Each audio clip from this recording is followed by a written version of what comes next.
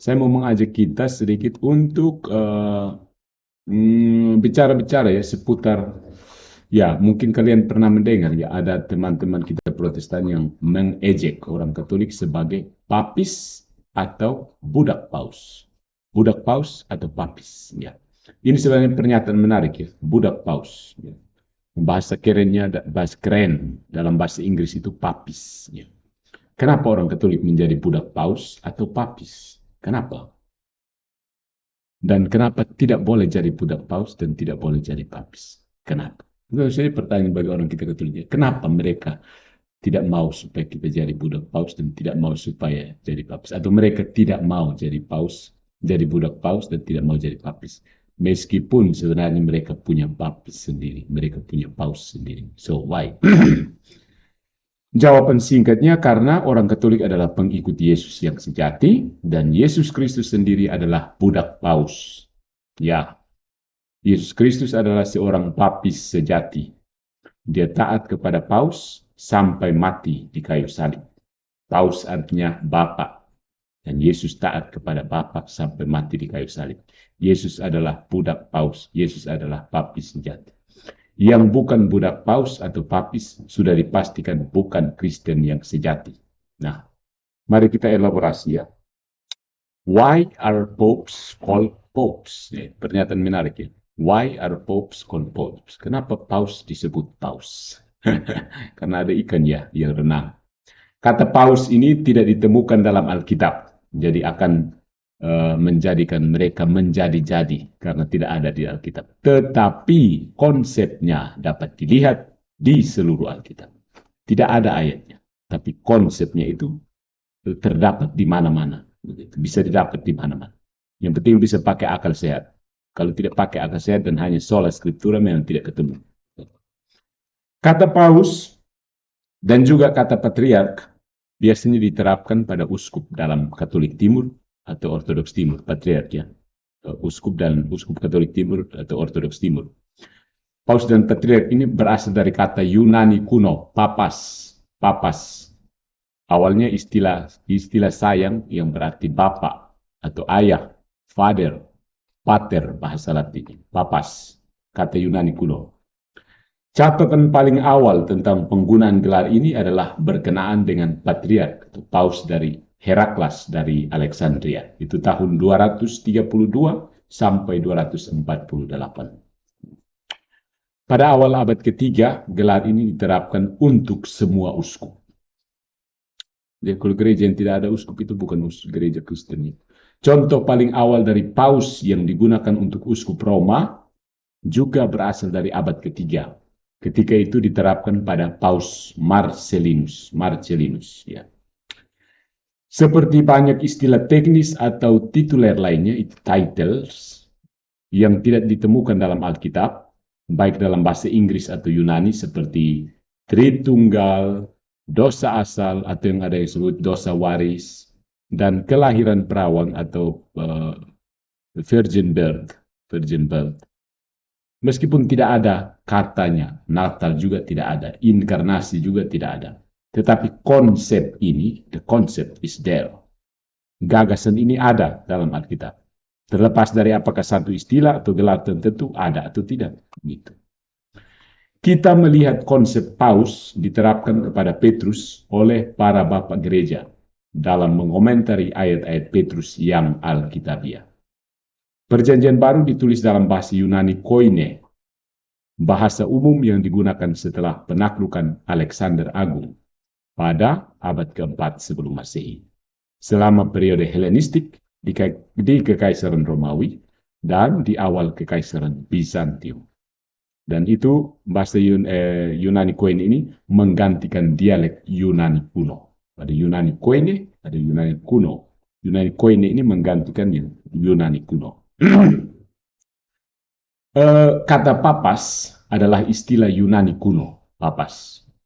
Bentuk selanjutnya dari kata papas atau paus, bahasa Latinnya papa, hadir dalam bahasa Yunani koine akhir, ya, atau Yunani Bizantium. Jadi, tidak ditemukan dalam perjanjian baru yang menggunakan bahasa yang lebih kemudian dari Yunani kuno dan sebelum Yunani Koine akhir.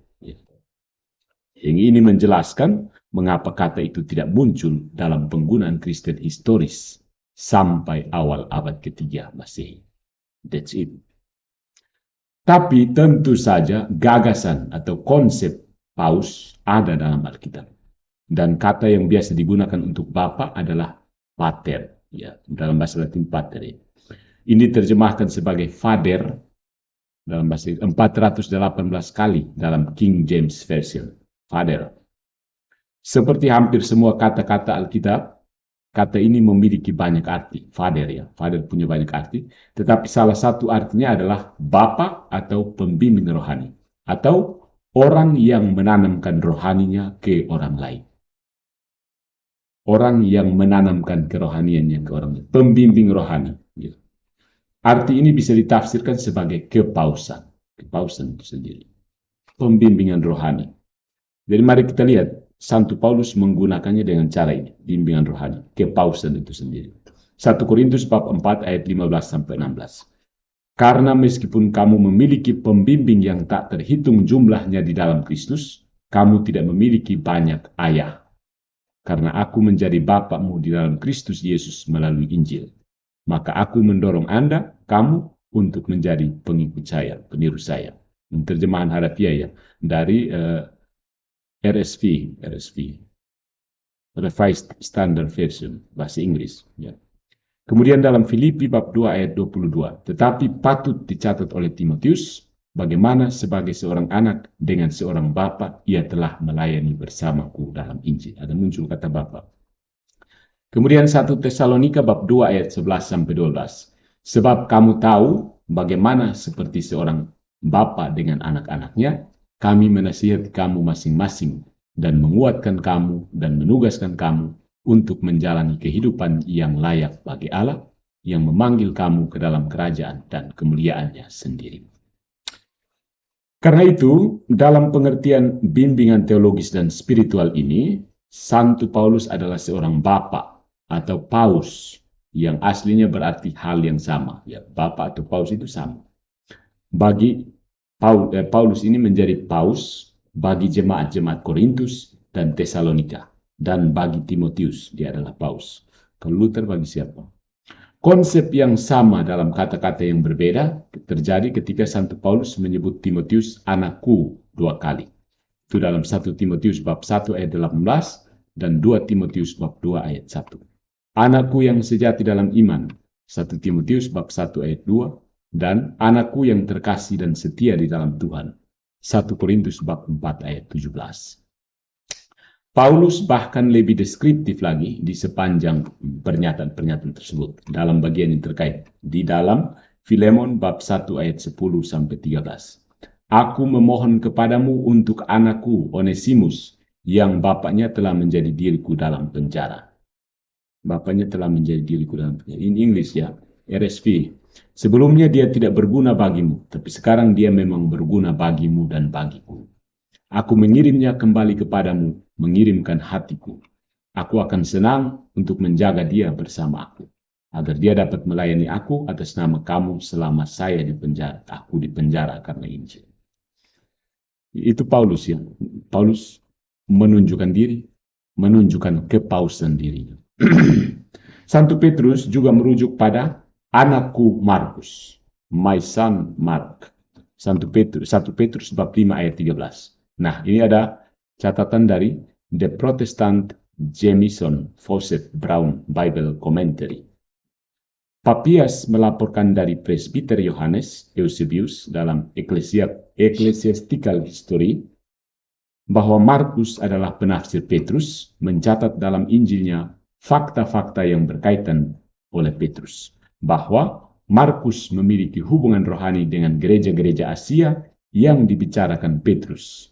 Dan dengan demikian secara alami memberi hormat kepada mereka, muncul dari 2 Timotius bab 4 ayat 11 dan Kolose bab 4 ayat 10. Nah, ada karya lain. Cambridge Bible for School and College juga menyatakan mengenai 1 Petrus bab 5 ayat 13 ya. Tentang anakku Markus ini. adalah wajar dengan tidak adanya bukti yang bertentangan untuk menganggap bahwa Markus yang dinamai demikian identik dengan Yohanes yang bermarga Markus, putra Maria yang rumahnya Santo Petrus dibebaskan dari penjara. Yang dari rumahnya Santo Petrus dibebaskan dari penjara. Itu baca Kisah Para Rasul bab 12 ayat 12, yang merupakan sepupu Barnabas, Kolose bab 4 ayat 10. Sahabat Santo Paulus dalam perjalanan misionarisnya yang pertama. Itu dalam Kisah Para Rasul bab 13 ayat 5. Dan dengan asumsi ini, istilah anak bisa digunakan untuk dia, baik sebagai menyiratkan orang tua rohani pertobatan, atau sebagai ekspresi kasih sayang, seperti yang Santo Paulus hargai untuk Timotius. 1 Timotius bab 1 ayat 2 dan Titus bab dari Timotius dan Titus. Timotius itu ada dalam 1 Timotius bab 1 ayat 2 dan Titus itu dalam Titus bab 1 ayat 4. Nah, Santo Yohanes juga, Rasul Yohanes, berpikir dengan cara yang sama tentang kebapaan rohani ini, kepausan ini. Ya. 3 Yohanes bab 1 ayat 1 sampai 4, surat Rasul Yohanes ya, yang ketiga. Yang lebih tua dari Gaius yang terkasih, yang aku kasihi dalam kebenaran. Saudara-saudara terkasih, saya berdoa agar semua dapat berjalan baik dengan Anda dan agar kamu dapat dalam keadaan sehat. Saya tahu bahwa baik-baik saja dengan jiwa Anda. Karena saya sangat bersuka cita ketika beberapa saudara tiba dan bersaksi tentang kebenaran hidup kamu, karena sesungguhnya kamu mengikuti kebenaran. Tidak ada sukacita yang lebih besar yang dapat dimiliki daripada ini, untuk mendengar bahwa anak-anak saya mengikuti kebenaran. Jadi Yohanes menempatkan diri sebagai bapa kepada jemaatnya.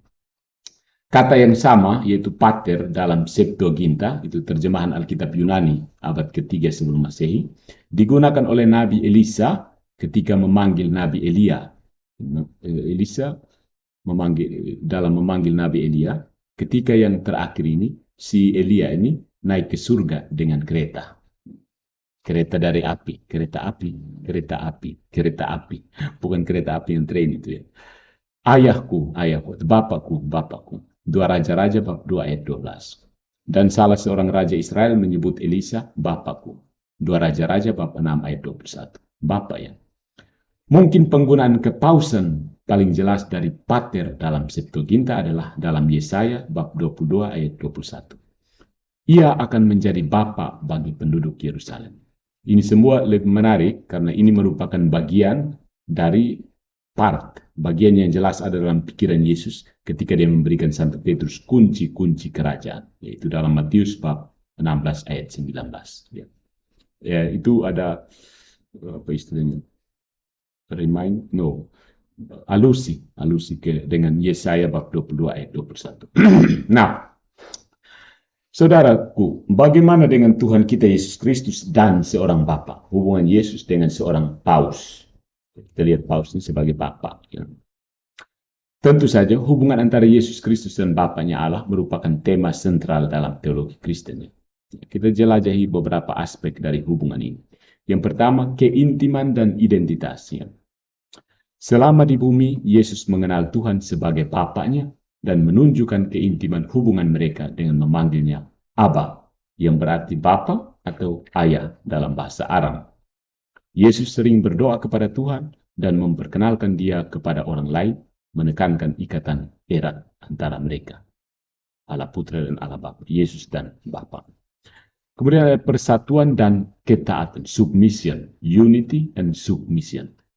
Dalam seluruh Injil, Yesus menekankan hubungan mendalamnya dengan Bapa.